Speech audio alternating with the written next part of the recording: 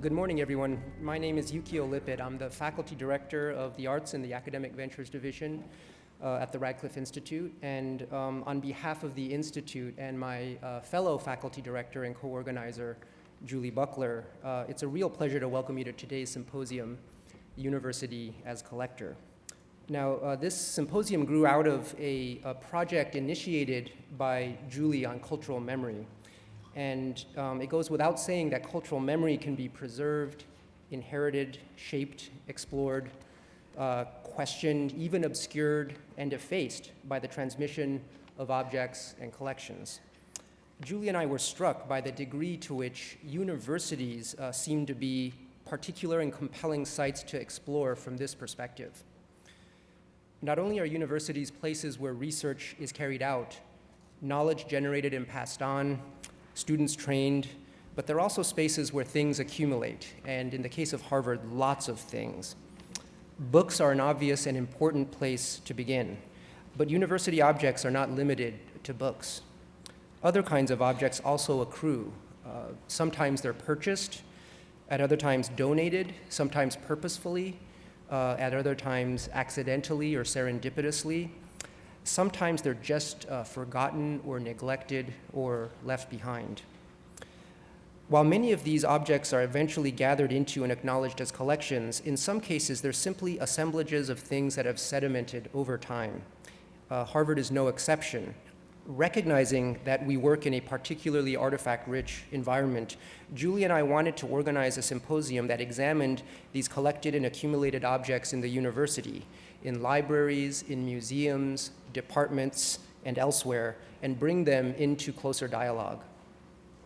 We wanted to understand what kinds of insights they yielded about the university as a particular kind of institution through their specific trajectories, and how they have been or could be activated on behalf of knowledge at Harvard and beyond. It was this set of questions that led to University as Collector.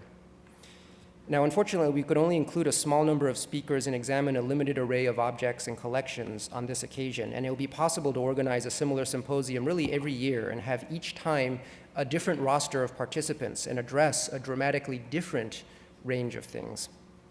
But that said, we aimed for the moon in aspiring to assemble as erudite and intellectually dynamic a group of speakers as possible, and somehow when the dust cleared, we succeeded.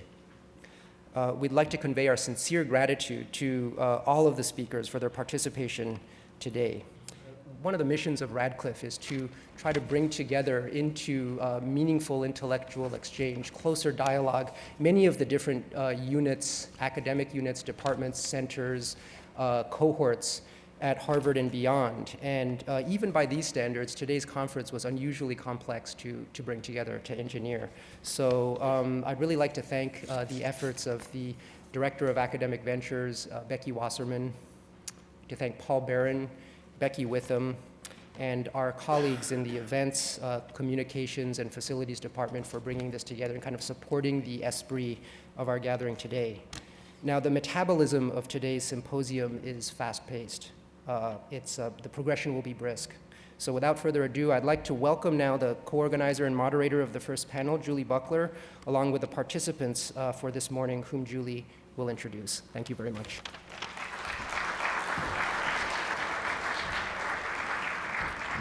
Good morning, everyone. Welcome to the symposium.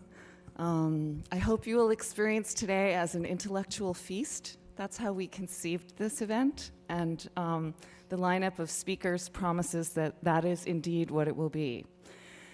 So for the first panel, we focus on the topic of libraries, the library being an ancient cultural institution that we might say dates back to the 3rd millennium BC in the archiving of written documents. And of course, there are the famous libraries of classical antiquity and the Far East, and modern versions like the public library, a civic institution that very much like the museum was on the rise beginning in the 19th century.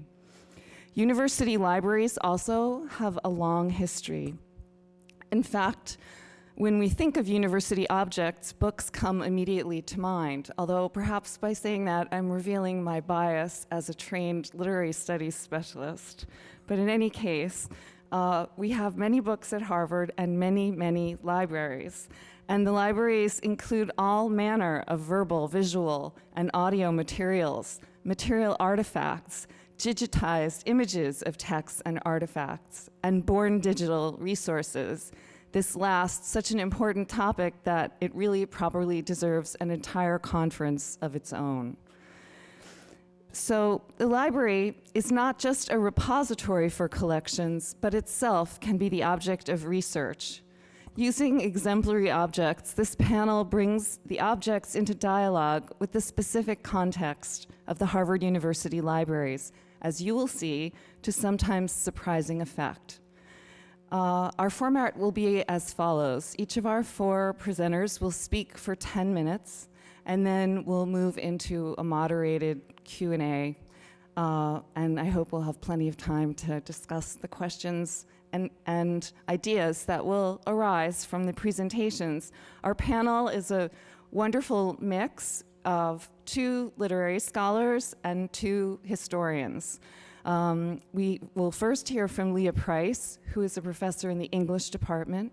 Then we'll hear from Susan Ware, who is senior advisor at the Schlesinger Library, also a historian and an independent scholar. Next, we'll hear from Anne Blair, a professor in the history department. And finally, we'll hear from Stephanie Sandler, a professor in the Slavic department. So without further ado, I'd like to turn things over to the first presenter. Thank you, Leah. Thank you, Julie.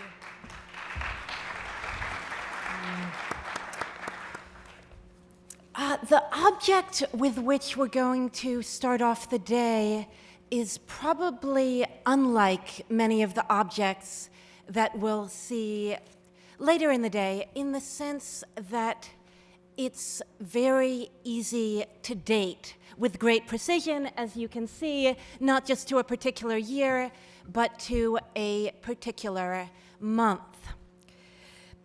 This is a copy held by Houghton Library of the December 1849 installment of Dickens's novel, David Copperfield.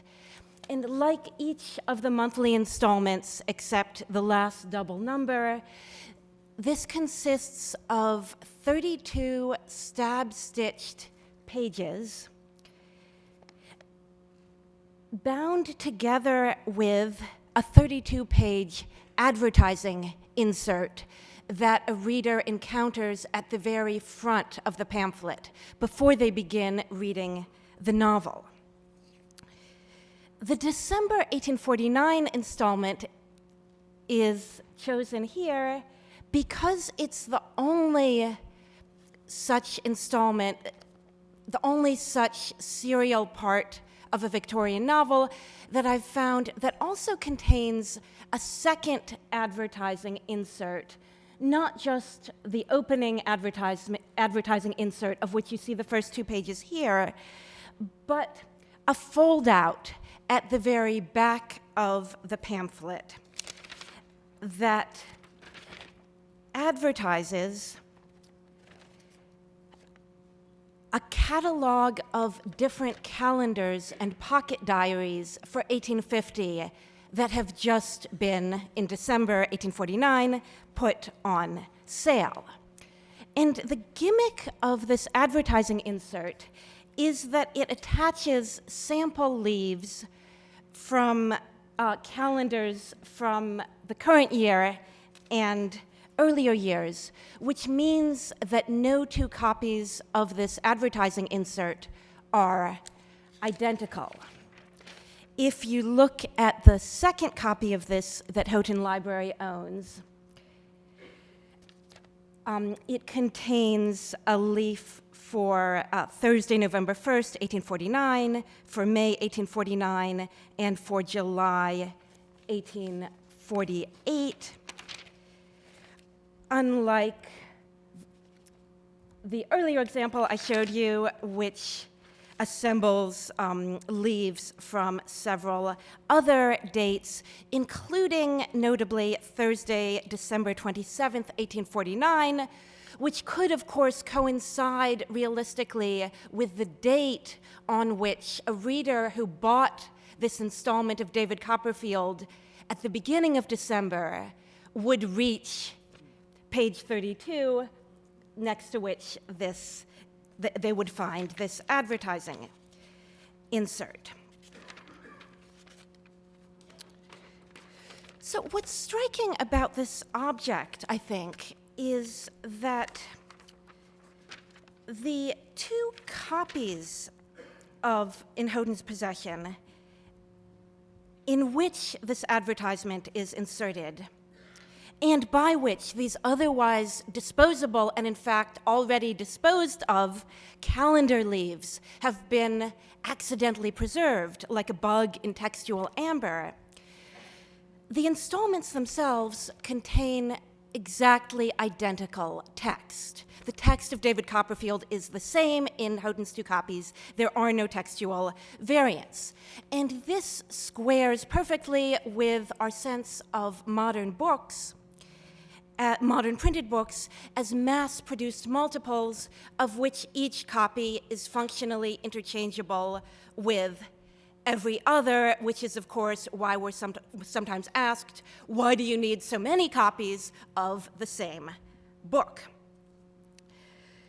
But even as variation among the copies of the advertising insert serves as a foil for uniformity among copies of the novel, it seems to me that the variation among the copies of the advertisement also makes visible a different kind of variation among editions of David Copperfield.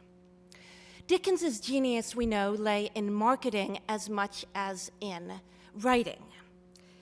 He's the first to see that the same good can be sold to a range of different publics by repackaging a novel like David Copperfield, first in freestanding monthly parts like this that are doled out over 18 months, usually by railway bookstalls in which the installments of the novel jostle for space with daily and monthly and weekly periodicals that share the same kind of date stamping and that are also advertising supported.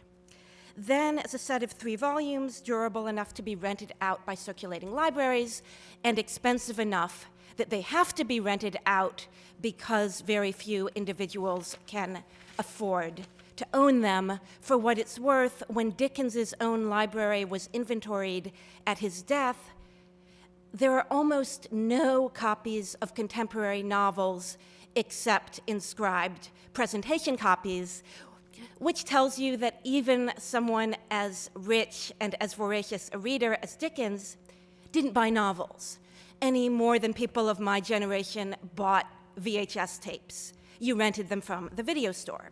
And finally, after the circulating library release, Dickens would resell his novels a third time as cheap, because no longer fashionable, reprints scrunched up into a few flimsy pages with lousy leading and miserly margins. And this strategy, which Dickens really invented, gave him and the long-suffering publishers whom he micromanaged the best of both worlds. A nation united by a common sequence of words, but stratified by the pace and the price at which those words reached them. This business model trickled down eventually to the sumptuary code that governed the clothing of Victorian Bibles. There, too, precisely because the ubiquitous availability of the biblical text makes production values the only site of social distinction, middle-class Victorians worried endlessly that their servants might be reading the wrong Bible, meaning not the wrong translation, but the wrong binding. So that religious tracts like this one warn servants sternly against opening their master's lavishly bound Bible that they're supposed to be simply dusting. If Dickens's strategy helped shape Bible packaging, it resembles, even more closely for today's purposes, the structure of the Let's Diary catalog inserted in the advertising foldout, which offers something for everyone. In the words of the advertising insert you've just seen, which prices out a dizzying array of calendar options. For mechanics, the cheap edition. For tourists, the pocket edition. For householders, the Gentleman's Cellar Book. For their wives, the Weekly Housekeeper. And for sporting gentlemen, the betting diary printed on metallic paper to render pencil marks indelible with various useful tables and a list of the races. And that particular calendar, the betting diary, is another of these objects that you can't really get a good sense of by looking at a photographic reproduction, because you need to feel the texture of the page that is designed to prevent you from erasing your bets. Even as these different editions scale the calendar up or down, the content of the same words and the same numbers, the same dates, cuts across all these differences of gender, social class, occupation, and avocation. When Amazon decided more recently to strip its Kindle app of an on-screen clock, it distinguished book-length texts from the more time-sensitive emails and news items that readers were accustomed to encountering on a screen with a little blinking clock at the bottom. And I will wrap up in a moment because I'm mindful of my own blinking clock. It's true that printed calendars like the Let's Pocket Diary have a shorter lifespan than the average printed book does. That's precisely why these sample pages are available to be stuck into the advertising insert, because calendars lose their sale value sometime around February. But that distinction begins to blur once we recognize that the December 1849 number of David Copperfield also begins to lose its value sometime around February 1850, superseded later in the year, not by the next year's calendar, but by the 3-volume library edition of David Copperfield that was released just before the end of its serial run. In its distribution networks as much as in its physical format, I'm suggesting the Victorian novel keeps one foot in the timelessness of the book and another foot in the timeliness of the date-stamped newspaper, or even the timekeeping of the pocket diary. And one more thing that's hard to glean from these images is that the paper on which the novel, the catalog, and the sample pages are all printed has held up well because it was manufactured on the eve of the shift away from linen rags in papermaking. That gap between the life expectancy of the paper and the life expectancy of the text can remind us that books, and perhaps many objects, life expectancy is limited not just by material possibilities, but by cultural choices in which libraries and museums and other university institutions are themselves participants. Thank you.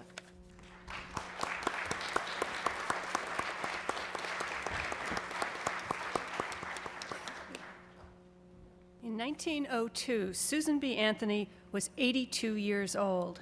She had devoted more than 50 years of her life to the women's suffrage movement, and victory was nowhere in sight. And yet she remained proud of the work that she and her co-workers had done for the cause, and confident that the future would bring even more success. How do I know this? From an inscription in a book found in the collections of the Schlesinger Library on the History of Women at Radcliffe, and you can visit the actual book in the pop-up exhibit next door during lunch. Now, as you've heard, we were all tasked with identifying one exemplary university object from our collections. Susan B. Anthony faced stiff competition. What about Alice Paul's annotated copy of Betty Friedan's The Feminine Mystique? A lock of Amelia Earhart's hair? A pristine Women on the Move t-shirt from the torch relay from Seneca Falls to the Houston Women's Conference in 1977.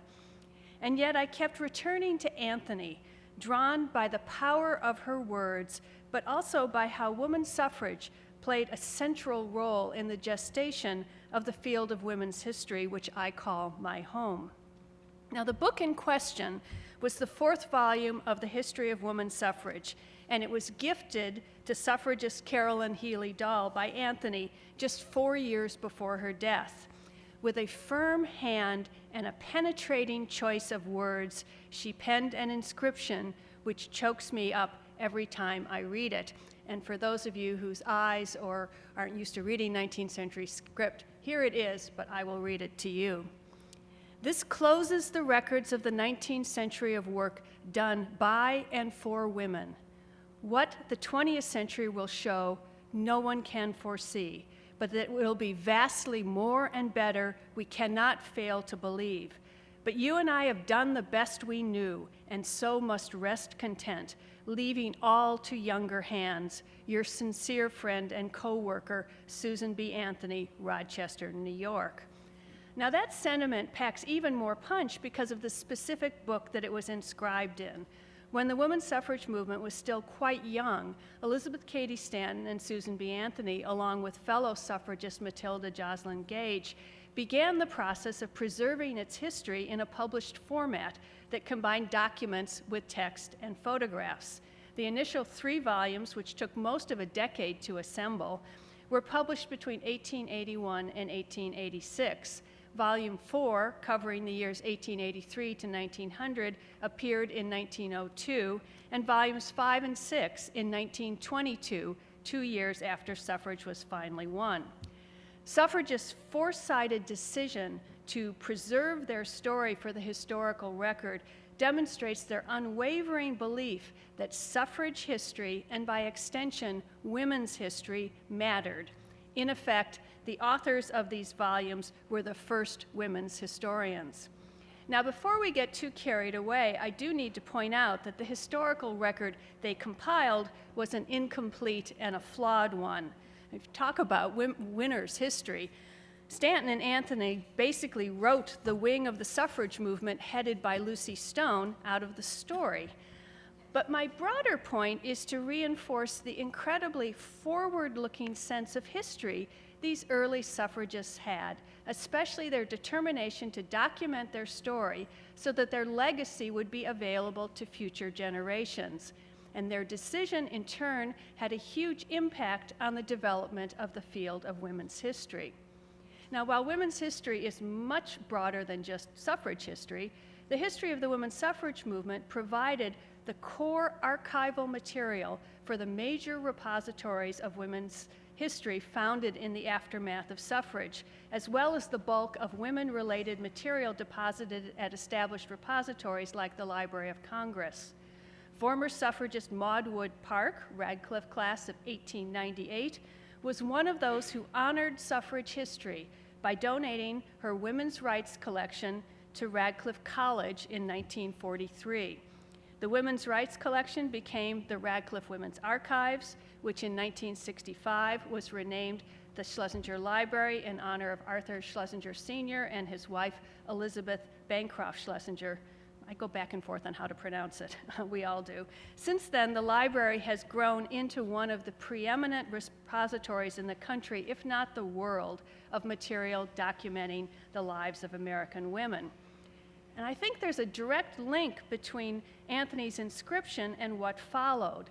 Anthony foreshadowed not only the significance of women's contributions to public life, what historian Mary Beard, who was also another early supporter of the Women's Archives, called woman as force in history, but also the need for collecting the material that would make studying those contributions possible. Maud Wood Park's decision to give the Women's Rights Collection an institutional home within a larger university context shows the way in which universities can foster the creation of knowledge while preserving and cataloging the past. But what of this specific volume that's next door at the library? Was it part of the original 1943 bequest? No, and there's a story behind that too. The History of Women's Suffrage series, especially its first 3 volumes, was probably in the library of every major suffrage supporter in the country. And when those suffragists donated their papers to the Schlesinger Library, to Radcliffe, the library accumulated multiple copies, sometimes a full set, other times partial, some inscribed, some not. No one had paid any special attention to this specific volume from Caroline Dahl. Only later, and I'm talking in the last 10 or 15 years, when every last volume in the library's vast book collection had to be barcoded, did a cataloger pick up this volume and gasp with astonishment at the inscription it contained. It was almost as if the physical object spoke. Fast forward from the 1902 inscription to 1972, the year I applied to graduate school here at Harvard, with a stated desire to study the history of women, drawing on the resources of the Schlesinger Library.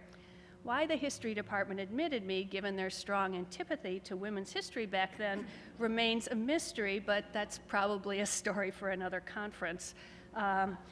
Because Radcliffe had in fact been honoring Susan B. Anthony's vision for the future by dramatically expanding its collection since 1943, again a perfect example of our theme of University as Collector, I was able to profit from a rich and diverse set of manuscripts, books, photographs, and audiovisual sources for my research, first as a graduate student and later as a senior scholar.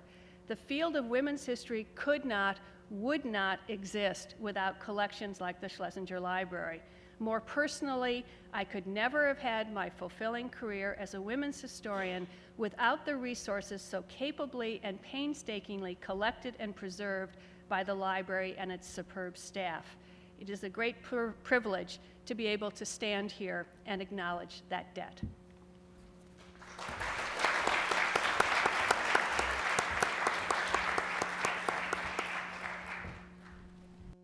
So my object takes us from the 19th century, and we had printed books, then we had annotations in a printed book, and now we're going to look at a 17th century and 18th century manuscripts. So teaching is a fundamentally oral activity for us today, as it was in the past, and it is in many other cultures.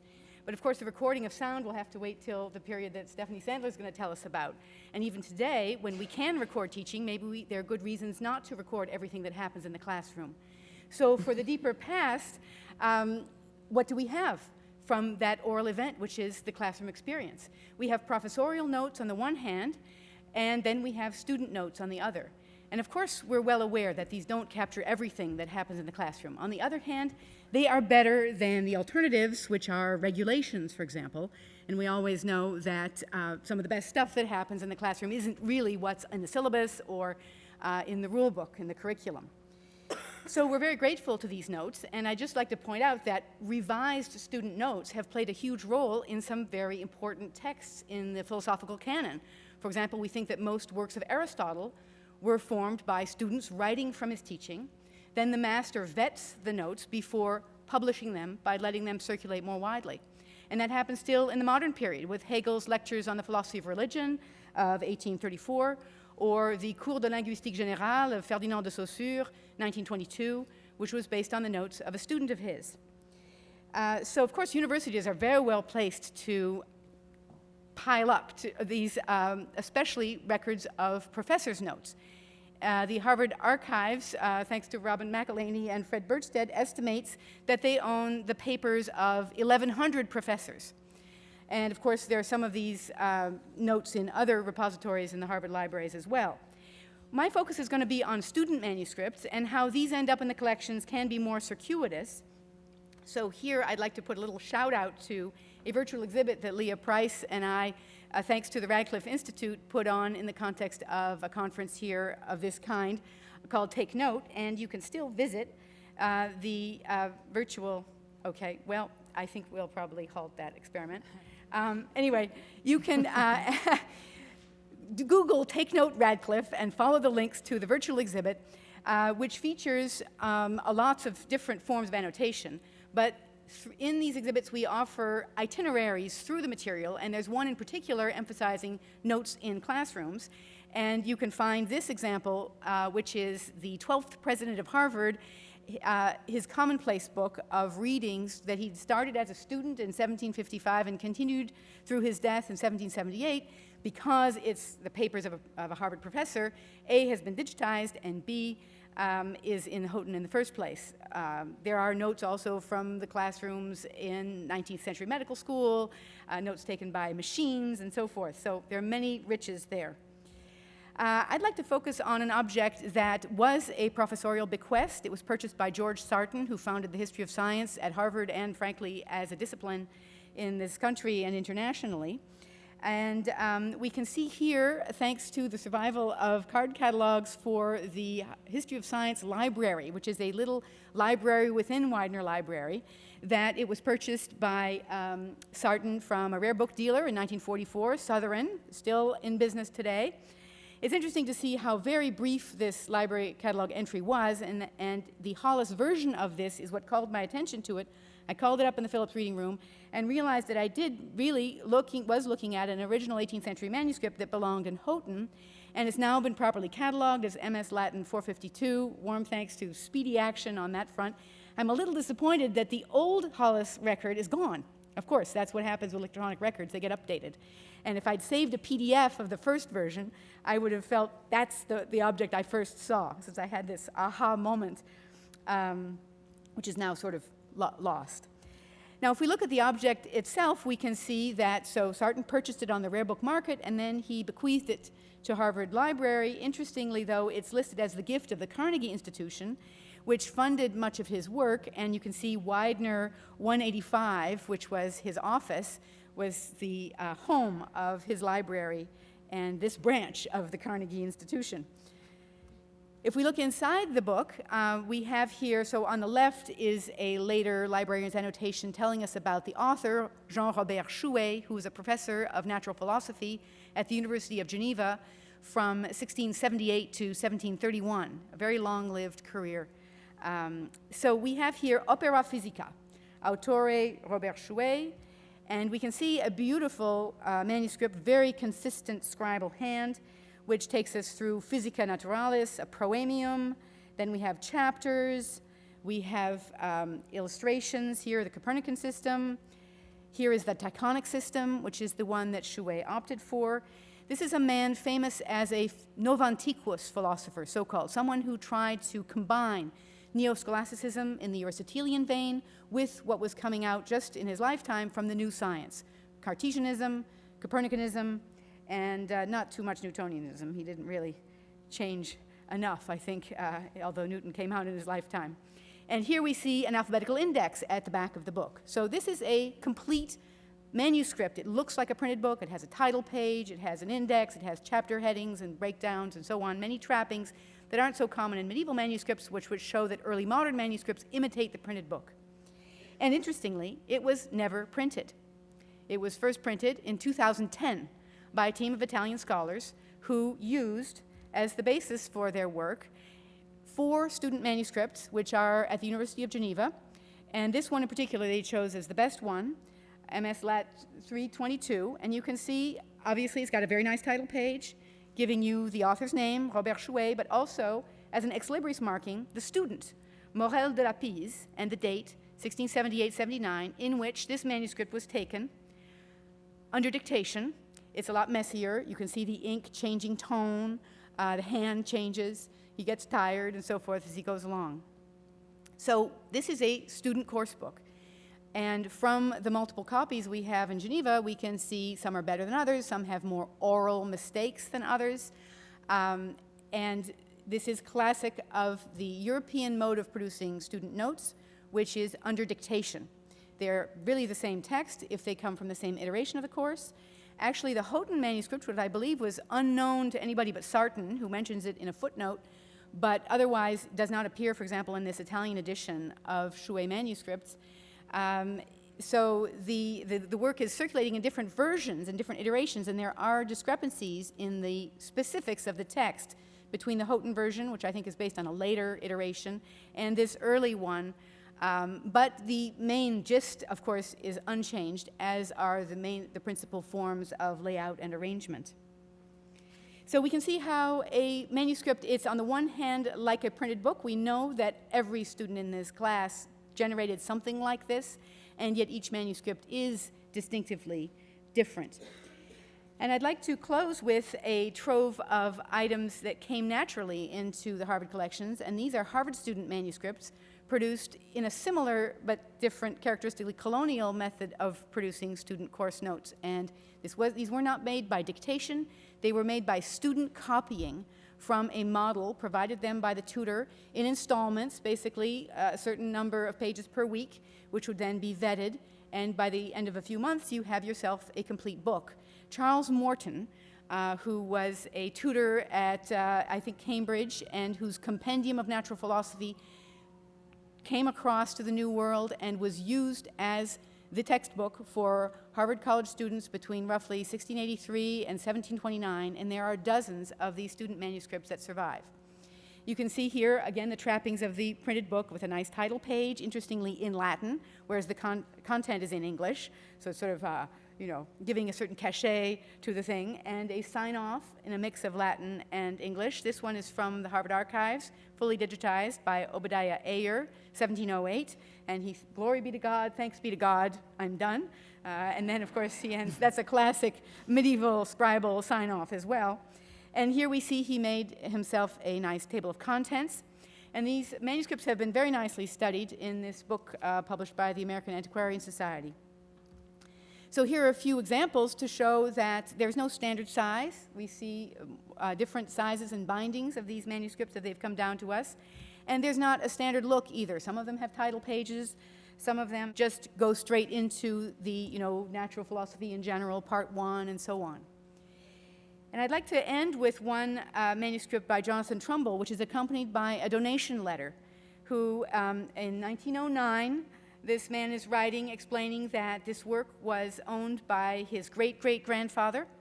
So that makes sense. It's a manuscript of 1727, and he probably was an older man in 1909 when he's giving it.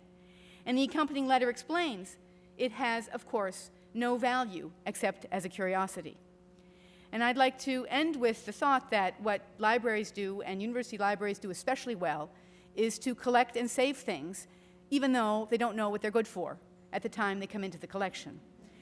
Because I and others, as you can see, the Knowles and so forth, have found great material in these student notebooks, not so much for their content, but to think about what actually the pedagogical methods used were in early Harvard classroom. Even though, of course, much is lost, this is some of the best insight we can have. And I dearly hope that libraries will continue to do this, to save things, even though they don't exactly know what they're saving is good for, with in mind the future lines of inquiry that scholars will come up with, that draw attention to well-known sources, but also ferret out new sources. And there are many, many great things. I know about Houghton's Z Closet, which has pens and hats and walking sticks that haven't fully been utilized yet, and that's a challenge for us all to make the most of the riches that are here. Thank you.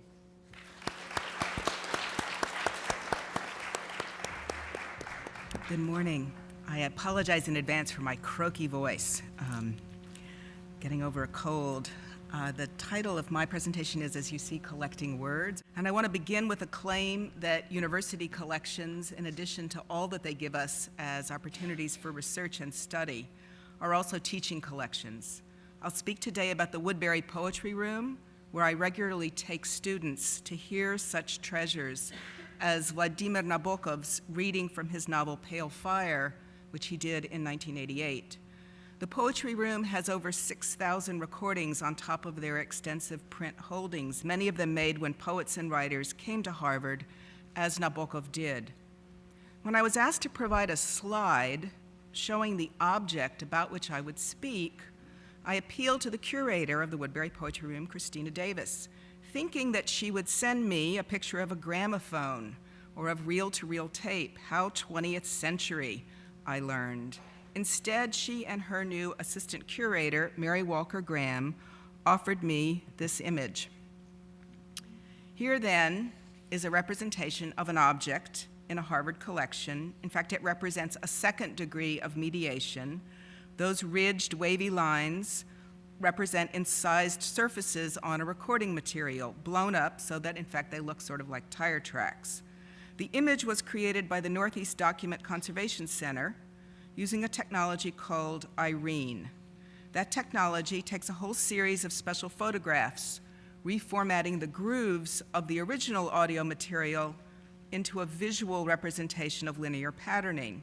As they explain the work of their line scan cameras on the IRENE blog, each exposure captures a single line of information. As the disc or cylinder rotates, it virtually unravels the spiral shape, producing long straight lines. That is, the lines that we see in our image. Those lines transcribe a three-dimensional object for recording sound onto a flat visual surface, and IRENE then uses, or is, a computer program to translate those lines back into sound. Old recordings made on aluminum or lacquer discs, on wax cylinders, or even those from damaged LPs, which is actually what this is, can then be played without a stylus ever touching the groove. Christina's and Mary's presentation to me of this image gave me a new way, literally, to see the audio collection of the Woodbury Poetry Room. The image they gave me came from the poetry of Mary Ann Moore. She recorded 3 poems during a visit to Harvard in 1941, and I want to let the serendipity of that choice take us on a detour through the poetry of Mary Ann Moore. I am not a specialist in American poetry, and I would be on much safer ground, I'm sure, if we were to spend the next 10 minutes talking about Nabokov. But Moore's poetry offers us a very tempting subject for conversation. It presents some new ways to see poetry, to hear the poet's voice, and I think to think about the university as a collector. Moore was herself, in effect, a kind of collector, gathering together lexical items and natural world curiosities for the inspections of eye and ear. I invite you to think of her as the poet's equivalent of Joseph Cornell, and here are some of his boxes just to remind you what they look like. And this is a letter that Cornell wrote to Moore from 1942. I'm sorry to only have for you a black and white reproduction. It's quite charming in color. They were great friends, kindred spirits who indulged in what Srikanth Reddy has called archival procedures. Professor Reddy writes brilliantly of the didactic quality in Moore's poems. And since I'm most interested in how we use the university's collections to teach, I love the idea that these poems themselves might be based on teachable moments from the natural and social world. So one poem on this recording is Rigorists, and let's listen to Moore read the poem. Rigorists. We saw reindeer browsing, a friend who'd been to Lapland said, finding their own food. They are adapted to scant pasture, yet they can run 11 miles in 50 minutes. The feet spread when the snow is soft and become snowshoes. They are rigorists. However handsomely cut-work artists of Lapland and Siberia elaborate the trace or saddle girth with sawtooth leather lace.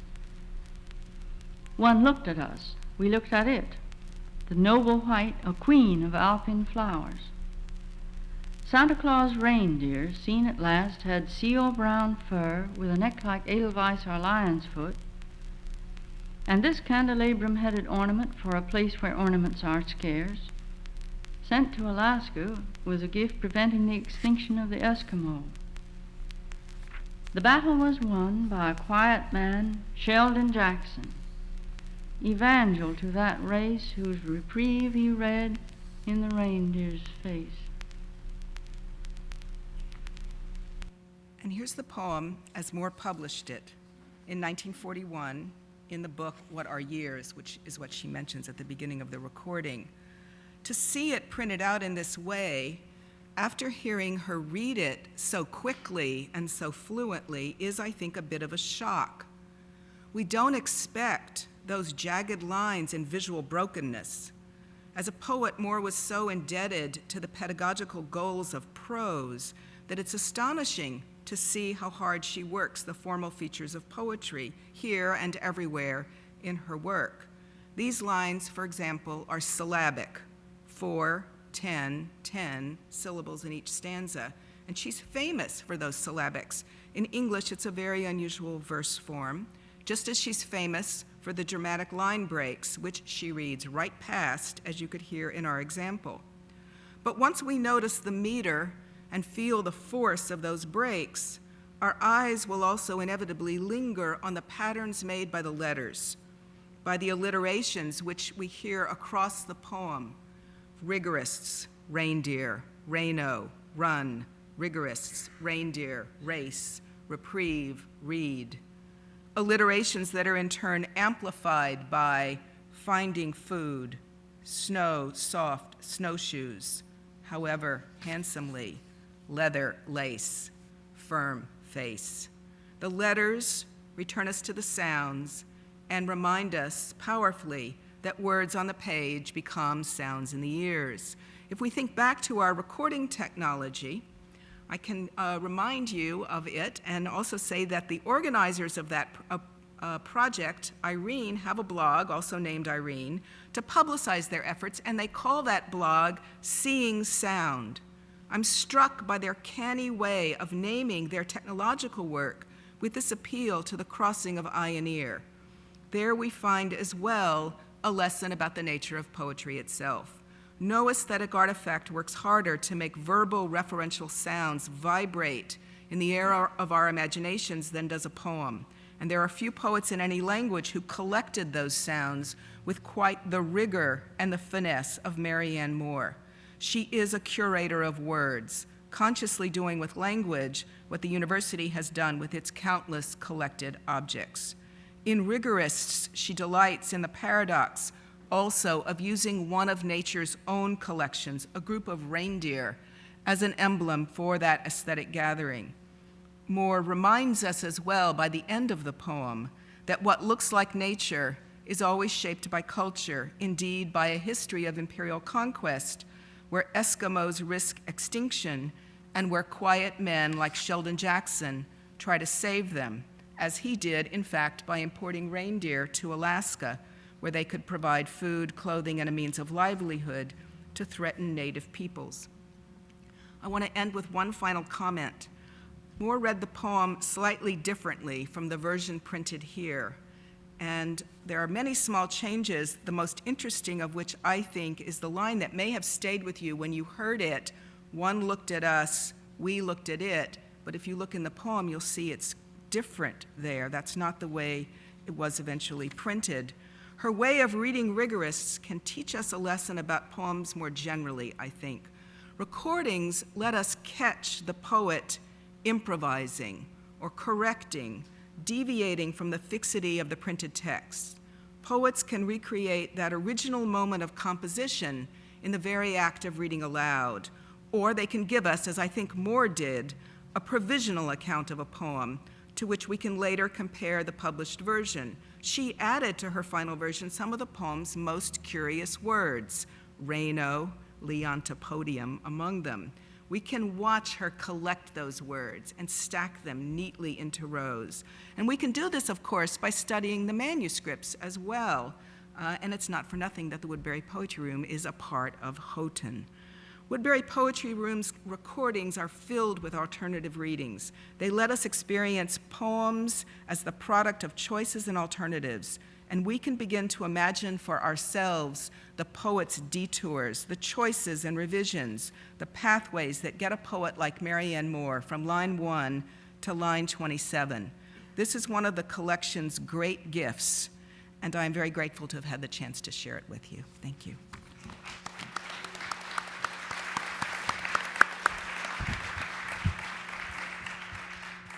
Thank you to all four of our presenters. They've given us a lot to think about.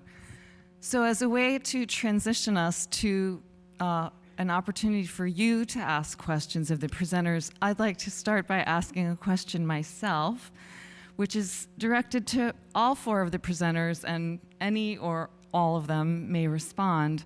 And my question is about the role of serendipity and contingency in research and discovery for libraries.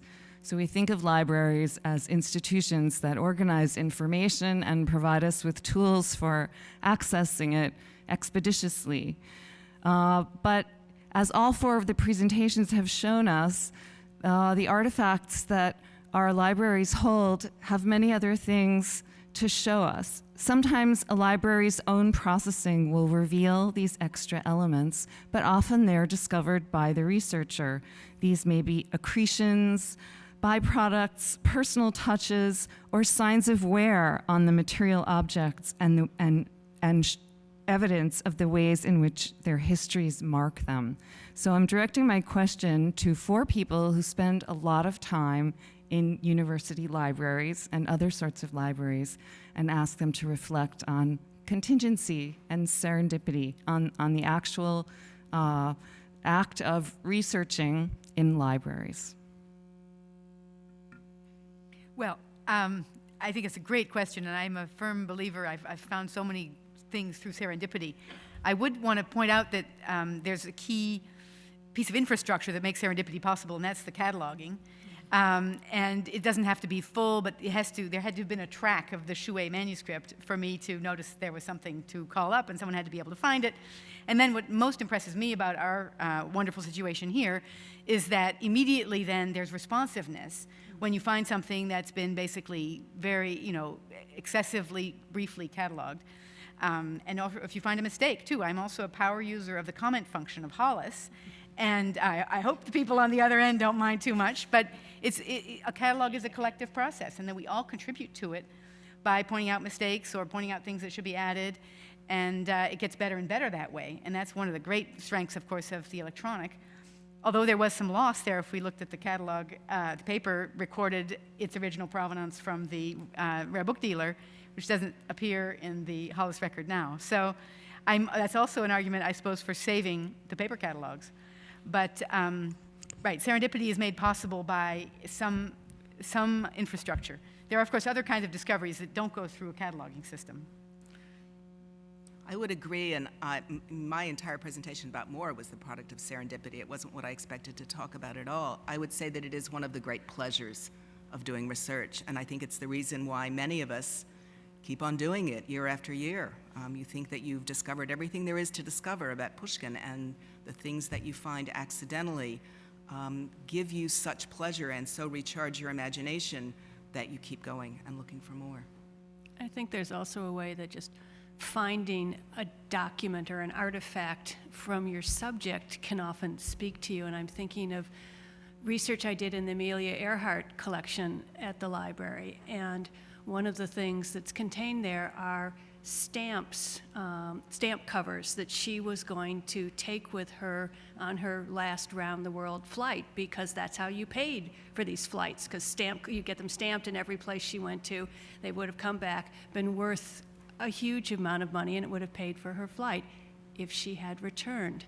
And this was one that for some reason didn't get put on the plane with her, and just holding it there and thinking about her life, the last flight, if she had come back. It's one of those moments that you just, it enriches your sense of the subject, but it really brings you back to earth.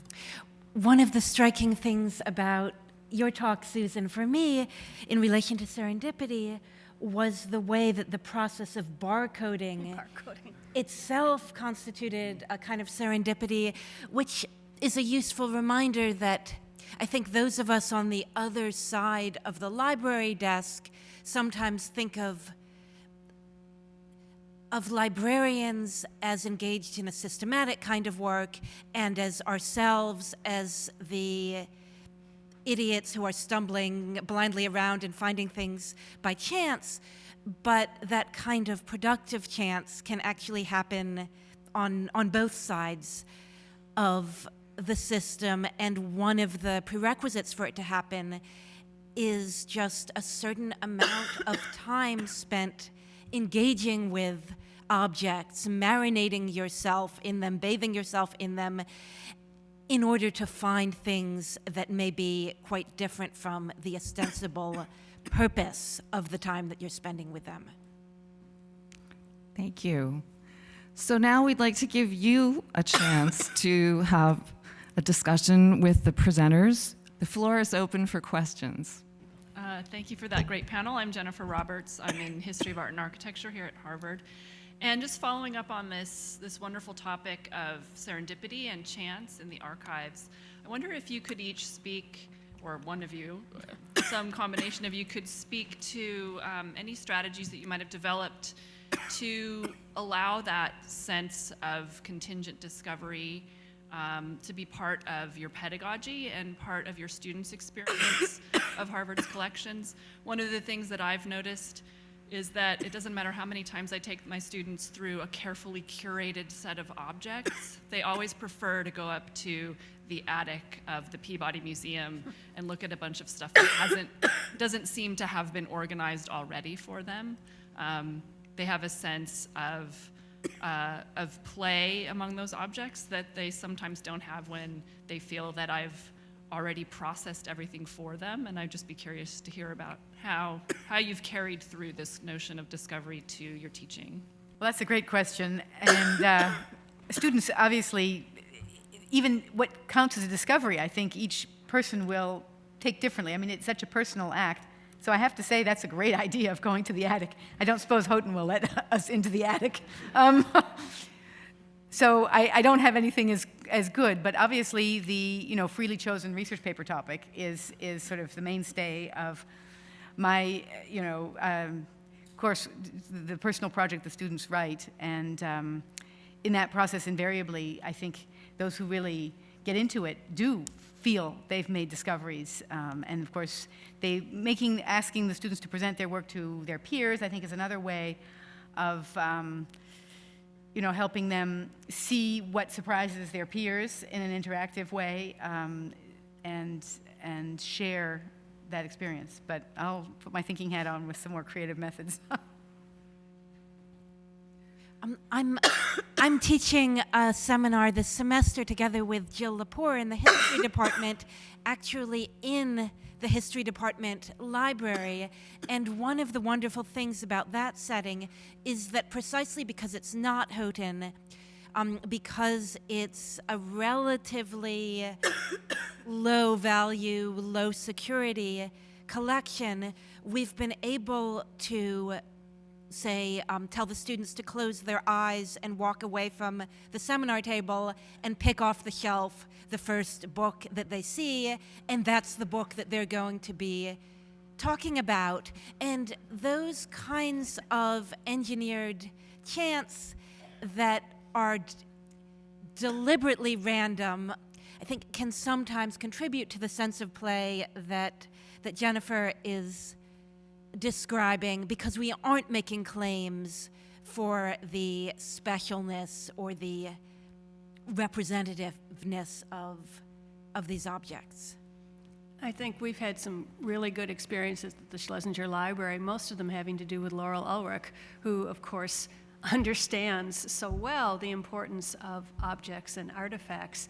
And it's always amazing to me if I walk into the library and you see what the reference librarians have gotten out for the class the next day, and you look at it and you realize how much work it was to assemble all that material, and then what an amazing time the students are going to have when they walk into a room and then just literally walk around and think, what is that and that? How does that relate to that? And I think a lot of it is just getting them in the door and then linking them up with a librarian who's there to facilitate that process. And very often it is a life-changing experience for the students. I'll see if I can get through this without coughing. I'm sorry. One of the places that I've taken students is the Museum of Natural History. I teach a course called Poetry Without Borders, and it asks them to think about the connections between, it's a gen ed course, to think about the connection between poetry and other art forms, or between languages, different languages as they exist in poetry, or poets themselves as they cross borders. And we read, among other things, Marianne Moore's poem, The Pangolin, and can go to the Museum of Natural History and see a pangolin, or to read Mark Doty's poem on the glass flowers collection, and the students can look at the glass flowers. So we go to that museum, and students have an assignment either to themselves write a poem about some object in the collection, or to find an object that they wish a poet would write a poem about. because some students really embrace that creative moment, and some students don't really want to do that. So the moment of just getting yourself to look with the gaze of a poet, to think about what as a physical object could translate into language in an interesting way, it's very good. And that has that quality of serendipity because it's completely unpredictable what they will pick. You can't imagine what students have done with the suspended whale, for example, or with the representation of a human figure, and to think about what a human figure looks like in the context of all of the other animals that are there. Hi, my name's Elizabeth Guggenheimer, and I want to ask about technology. And you know, this Irene technology for recreating sounds just feels like magic to me. You know, we're retrieving things that have been kind of hidden from us for a very long time. And at the other end, I would think for collectors, you know, the ability to crowdsource now using new technology must really open doors that you've never seen before. So my question is, do you have any speculations about how this is going to be important in your work or where it might go? I can see that Christina is sitting right here and actually could answer probably questions about Irene. My guess is that that's really opening up all kinds of possibilities for the poetry room.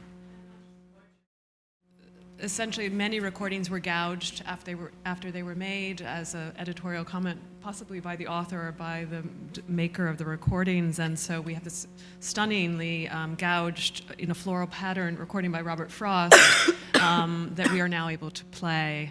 Again, that has all the ethical implications that one has with juvenilia and other things that maybe were intentionally not published or something. So there's a lot of interesting, and I even see crossover with some of this idea of transcription, since in some ways phonograph means that very idea of transcribing the oral, and to say that the classroom itself was a fundamentally oral thing.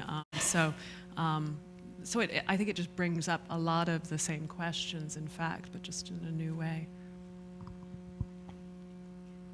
Well, digitization has obviously been a key way to juxtapose manuscripts and that are in different places, or manuscripts and printed books that were made from them or supposedly from them.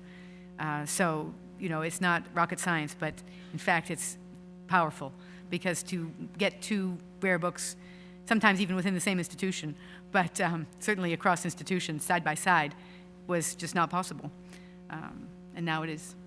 And in the opposite direction, though, I'm struck by your point, Anne, that we shouldn't just be nostalgic for paper card catalogs. We should also be nostalgic for the last iteration of the electronic record, which has been overridden, maybe like those gouged wax cylinders.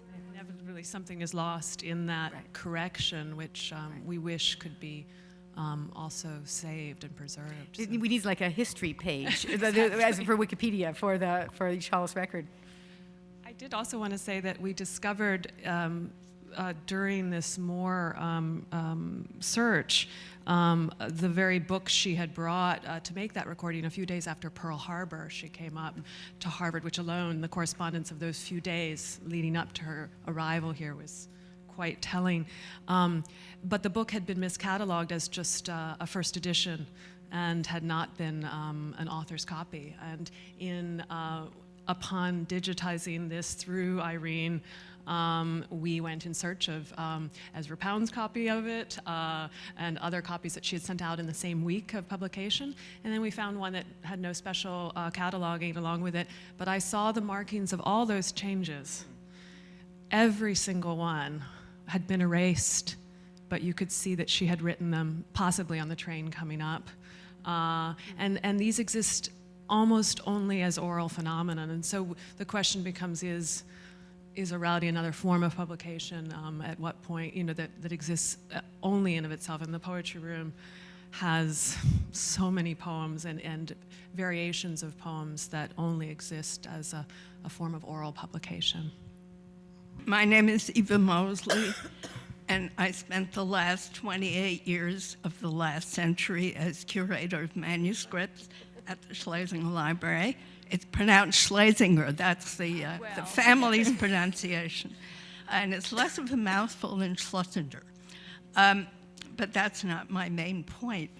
My main point is, I know you want a question. I will try to end with a question. But my main point is, first of all, there is a difference between libraries and archives, which I will not explain because it's not part of what this day is about.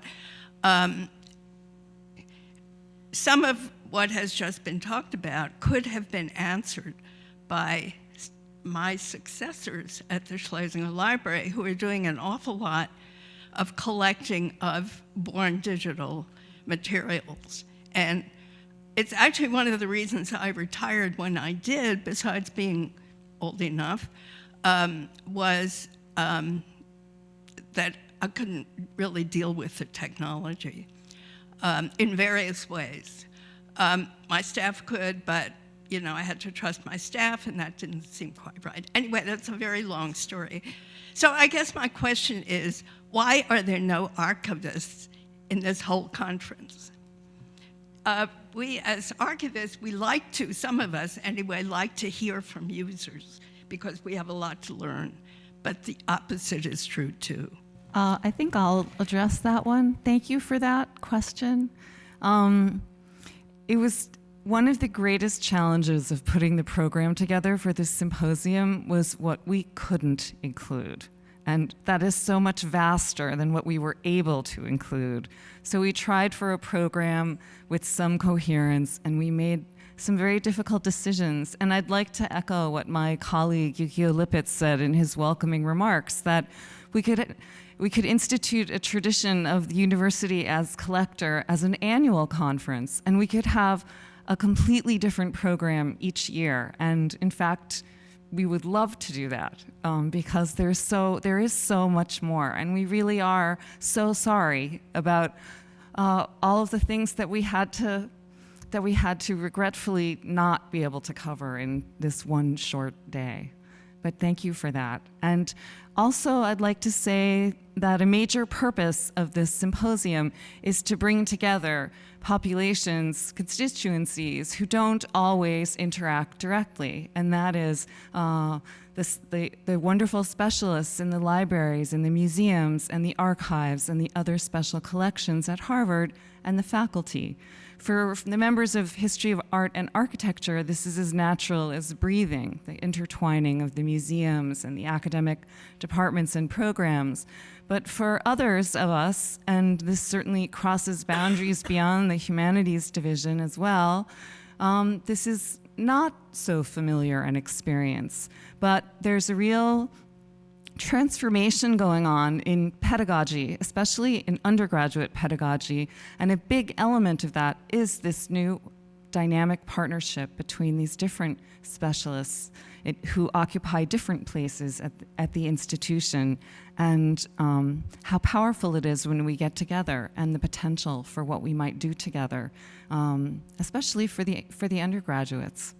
So I hope that in a small way that this public symposium, as well as so much of the work that so many of the people here are doing, serves that purpose. Let's see, would you like to ask a question? Mm-hmm. Thank you. My name is Kuniko Yamada McVeigh at Harvard Yenchin Library for Japanese collection. And I have one comment and one question. My comment is, this is quite exciting or stimulating event for me, because I constantly encounter surprises and discoveries in my collection. And I wish I had some platform to share that type of discoveries, like show and tell virtually or something university-wide. And especially as a librarian, my perspective, there are very interesting stories behind these books, objects, and manuscript arrived to the Harvard. So, and there isn't much systematic way to keep record of these stories. So especially that side, I think librarians can contribute in many ways. So that's one comment. And my question is, this is quite large question, but I've been thinking, what's the stacks? Because Harvard libraries are mostly open stacks, and there used to be stacks of the very critical component of the library. To browsing is how discovery happens. But now, the role of stacks has been changing. So I'd like to hear the panelists' view of what's the stacks in the library today, role of the stacks. What are the stacks to them? Yes? How do the stacks figure in their own research practices? Right, but also in today's context in the academic libraries, I see many cases, especially younger generation, they prefer not to enter even physical libraries sometimes. And when it's scan and deliver service available, they much prefer that. So that's the context. That is a strange feature of university libraries, which serve public learning, certainly, the access issues. I wonder if any of the panelists would like to address that. I know we've all spent many happy hours in the stacks, and it's well known that if you go into the stacks to look for, as you said, browsing is one incredibly important way that discovery happens. And when you go looking for a particular book, we all know that you need to look on either side of it and pretty far on either side of it, and you just don't know what you might find. So I'm sure the presenters have something they'd like to say. But I do share the concern of transmitting that joy that we've experienced simply because we, studied in another generation when that was the only way you could access books. And it seems to me, especially with PDFs and scan and deliver and so forth, which are great conveniences, which I use as well, it's important, I think, to have a good book culture before you start reading books as PDFs to understand what you're seeing, so that you can appreciate the things that aren't visible in the PDF that might warrant seeing the physical object, and so that when you come across something strange, you realize it's something bleeding through, or it is, something that's been placed on top. Sort of giving you ideas of what it might be to interpret what you're seeing, because there is a significant loss in not consulting the physical object. Now, some students, of course, will get it and just love running around Widener and so on. And I know that our European colleagues are also, for them, where there are very few OpenStack libraries in Europe, this is, a playground, absolutely. They know exactly what to do and how to appreciate it. It is a difficulty, I think, with our own younger students who don't perceive the library as a physical place to go into. So taking them to the library in order to have a, hands-on, usually it's on computer, in fact, but at least you get them in the door of Lamont to use the special room. I think we need to continue to work on that. I want to say that the new Hollis has helped ameliorate some of these problems. It's really become possible to do quite a lot of digital browsing. So some of the serendipity of the books that you would find on adjacent shelves, you're getting a little bit of that benefit now.